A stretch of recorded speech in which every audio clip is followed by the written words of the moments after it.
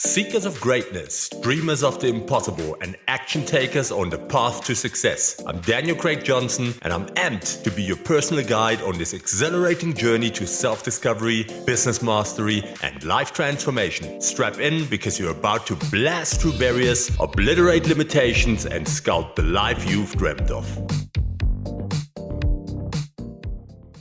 Hello everybody, welcome back on the Success Blueprint. Today is 15-Minute Monday time, and I have some exciting news for the next couple of weeks. The 15-Minute Monday will be about my audience, my listeners, my followers on Facebook, Instagram, wherever. They have made some suggestions for some great episodes. And one has been from Charlene Holland. She is one of my Facebook followers, and she has asked the question, you have some great suggestions, but if I could offer one, I would love to hear a podcast around the topic of why people isolate and withdraw during stress. So I took that up and I've made an episode around it, and I researched it a bit, looked at a bit of different things and a bit of my own experiences. And hopefully you find this episode interesting. And if you have any feedback, please connect, reach out on social media. My contact details are in the podcast description, and I hope to hear what you have to say. But let's get right into it. So the episode for today is called Confronting Your Inner Demons, Stop Isolating and Start Coping. And why? Because when we are stressed, when we freak out, when we cannot handle things or it's too much for us, when stress really becomes a problem and it makes us not function properly, it usually comes from somewhere. When we get into a stressful situation, that means that something has triggered us, something has happening that we haven't built proper coping mechanisms for. We might not have the toolkit to deal with it. So that's the point where it comes from. And if you are experiencing that, then that's what we call demons. It's the things that we haven't dealt with, or the things that we have dug into ourselves and are not willing to deal with, the things that we think we can't handle it. But it is so important to unpack that. When we get into stress situations, when something triggers us, we need to find out what is going on there. We need to confront our fears, our feelings, and really have a one-on-one with ourselves and start understanding what is going on. And if we don't have the toolkit or the coping mechanisms and we can't handle these situations, then it's important that we seek help. That can be a counselor, a psychologist, it can be a coach. It depends on the severity of the problem or the stress triggers, and it depends on whether you are functioning or you may be really in a place where you need desperate help. So that all has to be evaluated, and then it depends on what the outcome is to make the right decision, to see the right person for it. But there's always a solution and there's always help. And you are familiar, that tension rising in your chest again. Your heart begins to race as your breathing quickens. The cycle is starting anew when you feel that way. When stress and anxiety rear their ugly heads, your instinct is to withdraw into yourself or just stay home, not go out, get under the blanket and just stay there. So you start isolating from friends, family, craving solitude in an attempt to regain control. But this reaction often makes the situation worse, creating a vicious circle of loneliness and worry. The truth is, confronting your problems head on is the only way to overcome them. Isolating yourself gives your anxious mind free rein to spiral out of control. Reaching out to your support network can help you gain a more balanced perspective and find solution. It's time that you challenge your tendency to withdraw and start building better habits. This episode provides a couple of insights to break the cycle of isolation, connect with others, and adopt coping mechanisms to quiet your inner demons. You have the power to create positive change, but you have to start with it from within. As I said, we're not always going into each and every detail, but if you want to know more, if you want to have assessments done, if you want me to assist you finding out where you are and what the appropriate assistance, support, or help would be, then reach out to me on social media. My contact details are in the podcast description. Isolating during stress becomes a vicious cycle. It is common for people to isolate themselves, withdrawing from friends and family. However, this response often intensifies negative feelings and worsens the situation. Isolating oneself during times of stress can become a vicious, self-perpetuating cycle. Breaking this harmful pattern requires conscious effort and the courage to connect with others. You have to get out there. By reaching out for social support, you gain new perspectives, release pent-up emotions in a healthy way, and take a step toward overcoming stressful circumstances. Initiating contact may feel difficult when you are struggling, but staying connected to your support network is vital for well-being. Make the time. Call a trusted friend, a family member, explaining your situation honestly and asking if they are available to talk. That's how easy it is. Let them know you value their input and are making an effort to avoid withdrawing. Scheduling video calls, in-person meetups, or engaging in shared activities together are even more effective for combating isolation. While it can be tempting to avoid social interactions because we don't always want that when we are withdrawing, when stressed and under pressure, continually withdrawing often exacerbates problems and erodes close relationships.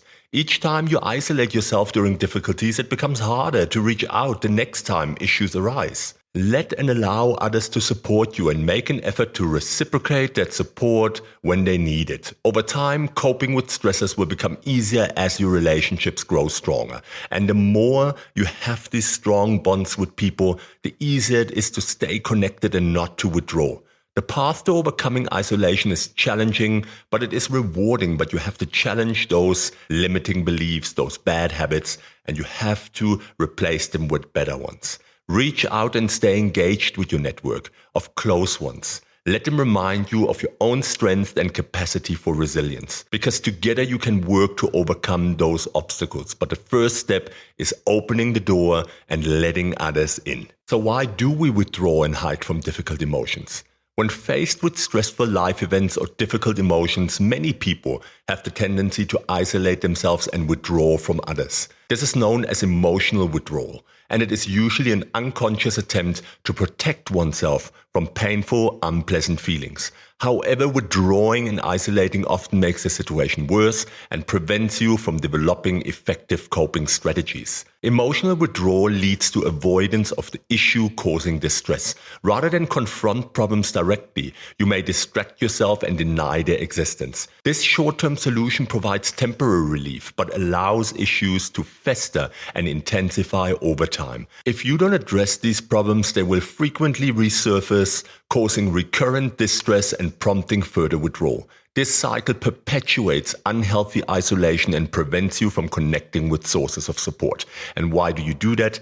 Because you don't know how to cope. But by isolating and withdrawing, you just furthering or making that gap wider, and you will lose the capability to address issues, finding toolboxes or anything like that even more. Because how are you going to learn? We learn from seeing, we learn from doing, we learn from interaction and from role models. That's how we learn. So if we isolate, we are depriving ourselves from that opportunity to see how we might overcome a problem, or from the support from someone else that tells us you can do this. And that might be that little push that we need over the edge to really go flying again. So it is so important to address this properly. Withdrawing cuts you off from social connections that provide comfort during difficult times. Loved ones can offer empathy, help put situations in perspective, and assist you in finding solutions. However, they will be unable to provide the support if you hide your struggles and push them away. Isolating yourself starves you of these vital social resources and exacerbates feelings of loneliness and hopelessness. To break this cycle, you must challenge the urge to withdraw and instead face difficulties head-on through open communication and outreach to others. This allows you to experience the full range of emotions, gain awareness of their sources, and determine the best path forward. Connecting to your support network helps alleviate distressing feelings, gives you encouragement, and provides accountability to make positive life changes. Over time, facing problems and difficult emotions becomes easier, and withdrawing is no longer your default response. You have to replace the habit. If you replace the habit with a better one and you start practicing it over and over and over again, this becomes your habit. This will become the thing that your brain will automatically default back to if you are in a stressful situation. So all you need to do is replace the bad habit. The tendency to isolate during hardships is common, but with conscious effort, you can overcome unhealthy withdrawal and build resilience. Reach out, don't retreat. You have to understand isolating comes with a cost. Increased anxiety, depression, and health problems. Isolation and withdrawal during times of stress or anxiety often exacerbate symptoms of depression and anxiety, creating a vicious cycle. The costs of prolonged isolation are real and they are substantial. Increased anxiety and depression. As you isolate yourself, anxious and negative thoughts intensify in the absence of social interaction and distraction. Your feelings of loneliness and depression will deepen, making it even harder to reach out to others. This feedback loop of isolation, leading to worsening symptoms, which then feeds back into more isolation, is difficult to break without conscious effort and commitment to change. Health consequences. Extended isolation and lack of social interaction have significant physical health consequences as well. Your risk of high blood pressure, heart disease, obesity, and weakened immune system increase. Lack of sunlight can lead to vitamin D deficiency and insomnia. The body's natural stress responses are heightened, wearing down your body and mind over time. So there is substantial risks with what you are doing. I've researched these things and I know it from talking to people that reach out to me for coaching. And I draw from own experiences. When we do this, when we shut down, when we go into this hole, it has an impact on everything that we do, physically, mentally, psychologically. It is incredible what it does to us. So we have to break free from those cycles. Difficulty coping. The coping strategies and life skills we develop happen through interaction and shared experiences with others. Isolating yourself cuts you off from social support and feedback that helps build resilience. Simple tasks and life's challenges seem more difficult to face alone. Over time, isolation becomes a habituated way of dealing with problems, even minor ones, making it hard to develop healthier coping strategies. The impacts of self-imposed isolation are pernicious, but often subtle and gradual. At the beginning, it may feel like isolating yourself protects you or is easier in the short term. The long-term effects on your mental and physical health are overwhelmingly negative. Recognizing the true costs of isolation is the first step to making a change, reaching out for help and improving your well-being. With support, you can confront unhealthy thought patterns, build coping strategies, and break free of the cycle of isolation. The solution is breaking free, reaching out instead of curling inward. To break free from your isolation and your withdrawal, you must make the effort to reach out to others instead of curling inward. This can be challenging when you are under stress or dealing with difficult life events, but connecting to your support network is critical to coping in a healthy way. Reach out to the ones that are close to you. The first step, that's what you do. You contact your friends, close friends, and family members. Let them know you are going through a hard time and could use their support. Ask if they're available to talk on the phone or meet in person. Speaking with people who care about you can help lift your mood and provide perspective. Seek professional help if needed. If you're having trouble coping, consider seeing a mental health professional. There are therapists, counselors, there are psychologists, there's coaches like myself. We are trained, we have methodologies, and we know when it is necessary to refer someone to a different person because we cannot assist. So it's important that that is assessed if you can't do that by yourself. This is important because we can help you identify unhealthy thought patterns that contribute to isolation and give you strategies to build better habits. Join a local community group if that is something that can help you. Look for local community groups, clubs, or volunteer organizations to join. Getting involved in an activity or cause you care about is a great way to make new social connections and take your mind off your worries. Even if you just do it for a short time, you may find that helping others in need also helps boost your own well-being and contentment. It is very important that you limit your time alone and engage in self-care. Too much isolation fuels feelings of loneliness and distress. Make an effort to limit time by yourself and engage in regular self-care. Exercise, eat healthy meals, limit alcohol and caffeine intake, and practice mindfulness exercises like yoga or deep breathing. Journaling also helps perfectly. Caring for yourself physically and emotionally will improve your ability to reach out and connect to others. With time and conscious effort, you can overcome the tendency to isolate yourself during difficult periods or stress. Reach out for support from close ones, seek professional help if you need it, get involved in your local community, and practice daily self-care. Making these constructive lifestyle changes that will help you to free yourself from unhealthy withdrawal and forge deeper connections with the people around you. So to just recap, because this is the toolkit that you can use, healthy habits to replace isolation. To overcome this tendency during times of stress, develop a set of coping strategies and habits to turn to instead. Having a toolkit of healthy habits at your disposal will make it easier to avoid withdrawing into yourself. So let's recap.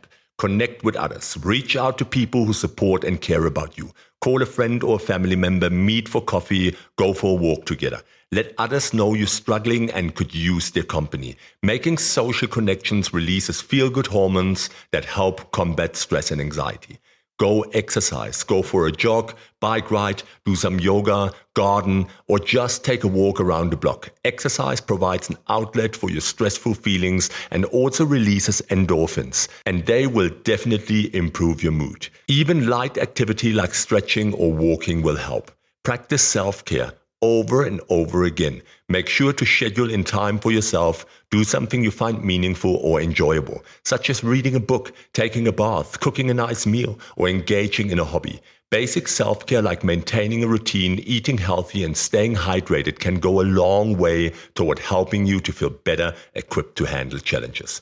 Definitely limit alcohol and caffeine. Reducing this intake of stimulants and depressants will help decrease feelings of anxiety and irritability. Both alcohol and caffeine can negatively impact your mood and sleep, especially when consumed in excess. And we're in South Africa. Unfortunately, alcohol, smoking is kind of a thing here. So that is something to always think about.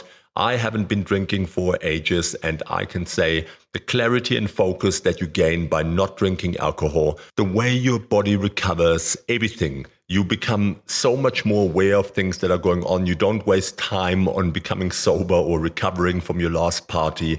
There's so much benefits of not drinking alcohol. I would never go back to it. I have made this final decision that it's not part of my life anymore, and my productivity, everything that I do has become so much clearer and so much more focused and concise. And lastly, I want to mention that again, seek professional help.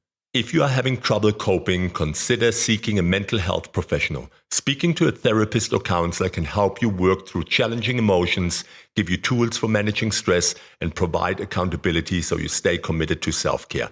As a coach and also as a certified counselor, there's a lot of things that we can do, but also we do understand when it's time to refer someone to a specialist because they just don't have those mechanisms. Sometimes a person just doesn't know how to do these things by themselves, and then it is really important to get help.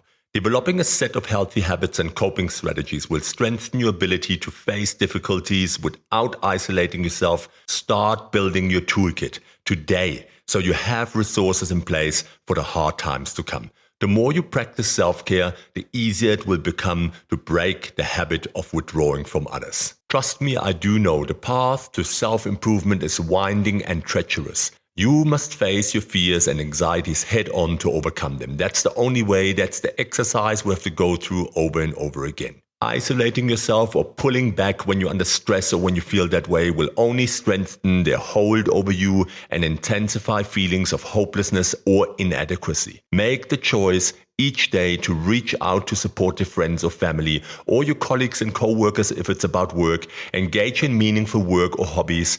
Get exercise and practice self-care. Sometimes it can feel impossible, but that's just in the moment. You have the strength and resilience within to persevere. Rewrite the story, rewrite your narrative, as I always say. You tell yourself things about your own abilities and self-worth, and you need to stop it. You need to replace that and always cheer yourself on. If you don't cheer on yourself first, why would other people do it? You can build healthier habits and coping strategies by starting with small acts of courage each day. Confront your inner demons through action, not avoidance. There are always alternatives to withdrawing from life, even in your darkest moments. Trust me, I've been there, I've done it. I have had my darkest times and I've pushed myself through it. And you have to understand one thing. If there's only one person out there that has done what you thought was impossible, what do you guess that tells you? It says that you can do it too. And it doesn't matter how big it is. That's the way that you have to think about it. When stress hits and you don't know how to deal with it, then sit down and ask yourself the questions why. Reach out to others, ask colleagues, friends, family, why you feel that way. Be open, be vulnerable. Reach out to people because they might have just that one tool that you need. And then you have to take that into your own toolkit. If we withdraw, it means there's something that is under the surface that we haven't addressed, that we don't know how to cope with, and there's always a way to learn that. There's no need to put the blanket over your head, jump into a hole. It's not going to remove the problem, and it's just another one that's going to be on the list of the things that you're going to tell yourself that you couldn't do by yourself, that will then be evidence and proof to you that you are worthless, that you cannot do it, that you can't cope by yourself. And that's what we want to avoid. Every single time that you dig through it, that you make it through a wall like that, you build evidence to yourself that you can do it, that you are worthy, that you deserve love, that you deserve a good career, that you deserve happiness in life. So the exercise is every single time it happens to make it through it and then have evidence to say, I can do this by myself. And if you cannot, then as I said, reach out. There's always enough help out there. You just don't close that door. You keep on opening it and you do one more try. You give it one more shot. You give it one more chance every single time. And that will build resilience and drive you forward. I hope that helped. Thank you to Charlene Holland. I hope that you enjoyed this episode, that we have answered your questions or covered your topic. Please give feedback. Keep coming with suggestions. This is what the tribe is about. We're building a community. We'll build a movement, and every single person that comes on board is another victory. So I appreciate all your time, and I appreciate that you guys are so involved in the Success Blueprint. That was the 15-minute Monday. It was a bit longer, but it was worth it. I hope you guys have a fantastic week. That's Daniel from the Success Blueprint. Take care.